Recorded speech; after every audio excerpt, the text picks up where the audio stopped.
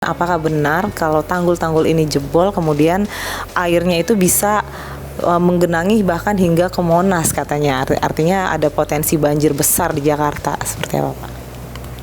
Ya kalau ilustrasi yang Mbak sampaikan tadi kan kita harus melihatnya secara gambaran besar ya, helikopter view-nya ya. Artinya supaya mematahkan kekhawatiran orang-orang ya bahwa Jakarta itu akan tenggelam ataupun Tanggul Mutiara Muara Baru akan jebol. Jadi kami menangkap daripada keprihatinan atau kerisauan daripada warga Jakarta dan kami akan buktikan dengan quick response ya. Dan 2 tahun sekali tinggiin rumah.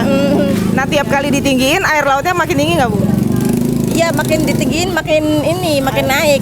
Oke, menurut Bapak apa sih kesalahan tata kelola paling mendasar sehingga tanggul kita nih bocor terus gitu? Sebetulnya kalau usia tekniknya bagus, perencanaan tekniknya bagus, kualitas pekerjaannya bagus, itu kan bisa diprediksi.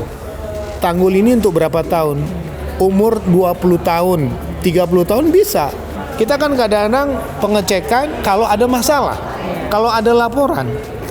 Oke, Zanars, tidak ada harga yang mampu membeli rasa aman ketika air laut memutuskan untuk naik ke daratan.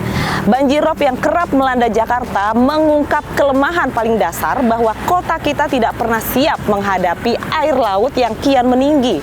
Ini sekaligus peringatan bahwa Jakarta berada di titik paling rawan dan banjirop bisa datang kapan saja. Ayo gua bikin lo paham dalam 10 menit.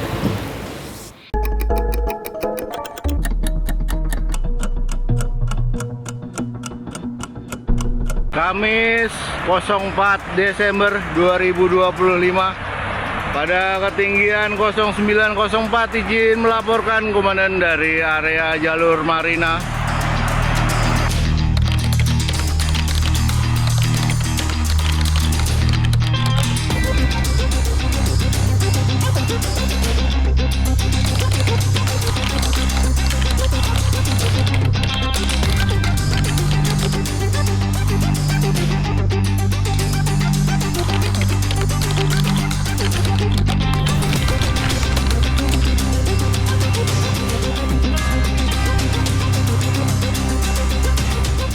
Oke, Zanar, saat ini saya sedang berada di Pantai Mutiara dan di sini bisa kita lihat permukaan air laut di sepanjang tanggul bahkan sudah melebihi ketinggian dari muka daratan di sebelahnya. Dan ketika hujan deras datang ataupun terjadi pasang air laut ini bahkan bisa melampaui ketinggian dari tanggul ini dan ini sebenarnya memang membutuhkan langkah antisipasi yang cepat. Oke, Zanars.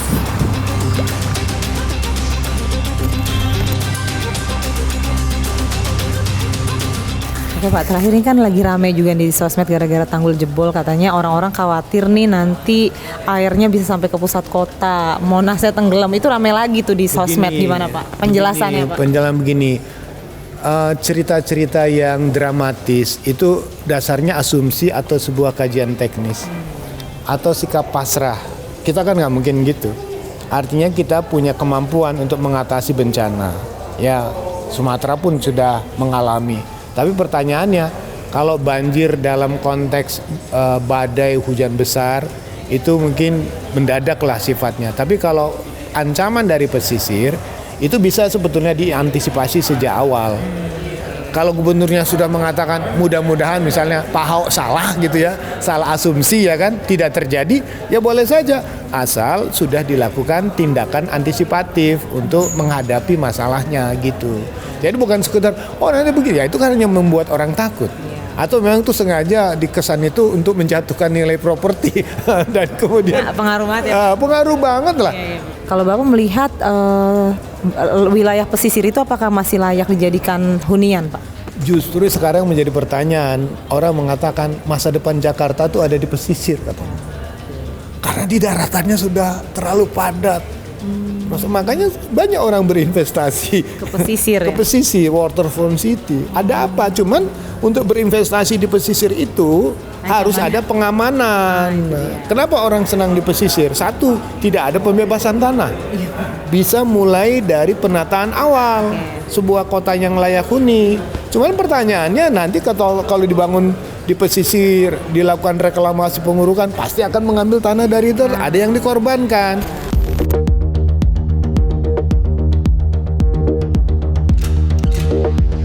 Oke Zanar, saat ini gue lagi ada di Kampung Empang, Muara Angke, Jakarta Utara, di mana di sini sering terjadi banjirop dan hampir setiap tahun dilanda banjirop.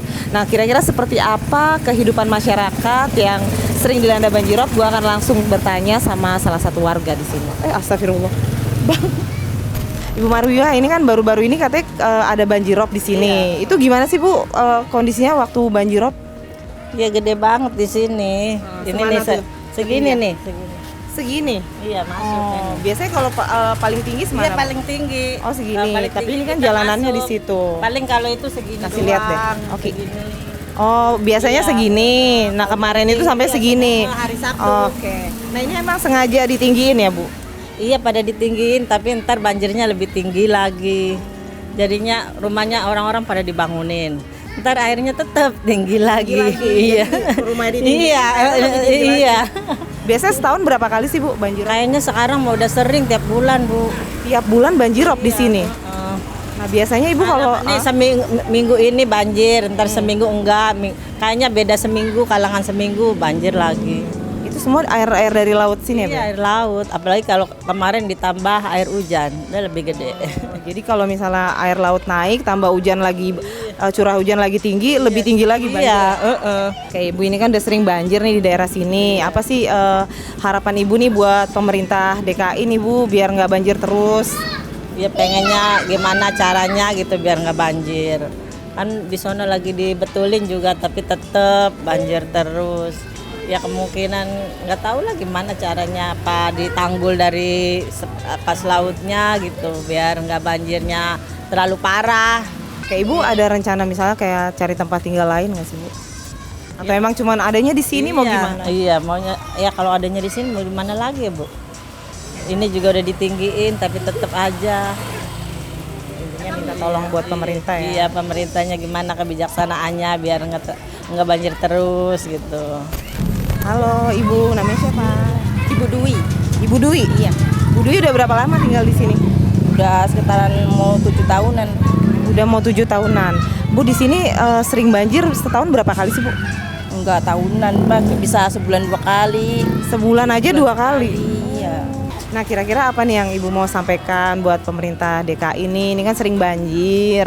Apakah tanggulnya ditinggiin lagi atau gimana? Iya kalau bisa sih yang belakang sono kan itu kali ya.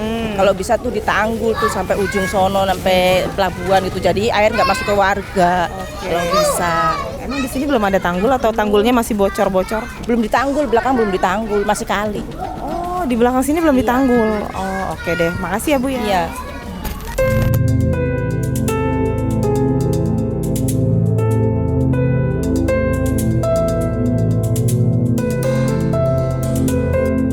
Oke Bapak, terkait kemarin jebolnya tanggul di Muara Baru itu sebenarnya penyebabnya apa sih Pak? Apa memang usia konstruksi atau tekanan air laut atau memang ada penyebab lain atau penurunan tanah gitu?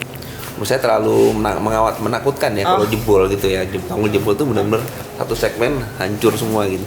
Kalau saya lihat memang kendala di Muara Baru cuma bocor-bocor aja ya. Jadi ada sambungan rembes. Sambungan antara seat pile sama ada yang mungkin satu titik yang bolong ya. Tapi secara struktur memang kalau saya lihat memang tanggul secara keseluruhan masih utuh, masih terbangun ya gitu. Nah kalau ditanya penyebabnya kenapa, memang macam-macam ya penyebabnya ya. Mungkin dulu waktu dibangun memang kondisinya tidak seperti sekarang. Kenapa? Elevasi muka air laut, terus penurunan tanahnya, terus juga mungkin gelombang segala macam ya. Kalau sekarang ini kan memang kalau saya lihat 5 tahun terakhir ini agak-agak ekstrim lah ya. Nah, makanya itu segala macam penyebab yang mengakumulasi terjadinya rembesan dan kebocoran tadi. Kemarin itu kan sempat juga ditambal pakai karung-karung itu Pak. Nah itu dari mana itu Pak yang bikin karung-karung yang akhirnya juga tetap rembes itu? Ya jadi karung-karung itu sifatnya ya sementara Mbak. Kalau pada saat posisi air surut atau normal mungkin bisa meredam ya, karena tidak ada tekanannya tidak terlalu tinggi. Tapi kalau pada saat air laut pasang tinggi dan mungkin ada beberapa faktor-faktor lain kayak cuaca, gelombang dan sebagainya, mungkin ya tidak akan maksimal. saya sampaikan bahwa kita di situ mungkin bukan di segmennya Pelindo ya, di segmen Hijau Zaman kita sudah melakukan perbaikan 400 meter. Tidak menggunakan karung ya. Kami menggunakan perkuatan beton. Jadi memang benar-benar istilahnya bukan sementara tapi memperpanjang umur tanggul. Jadi kita perkuat beton lagi, kita tebalkan lagi beton lagi, kita tutup bolong-bolongnya dan kita tambahkan dengan beton kualitas tinggi. Nah itu sudah ada Mbak. Jadi nanti kalau Mbak Vicky ke Hijau Zaman itu ada yang sekarang menjadi taman juga. Itu bentuk suatu bentuk bukti bahwa memang kami tidak diem gitu ya. Jadi memang kami ke depan juga akan melanjutkan sepanjang 1,1 kilo. Oke Zoners, pertanyaannya sekarang bukan lagi kapan banjirop datang lagi, tapi seberapa kuat kota ini mampu bertahan. Sebelum air menjadi penguasa sebenarnya, kita butuh jawaban pasti dan bukan janji sementara. Sampai jumpa.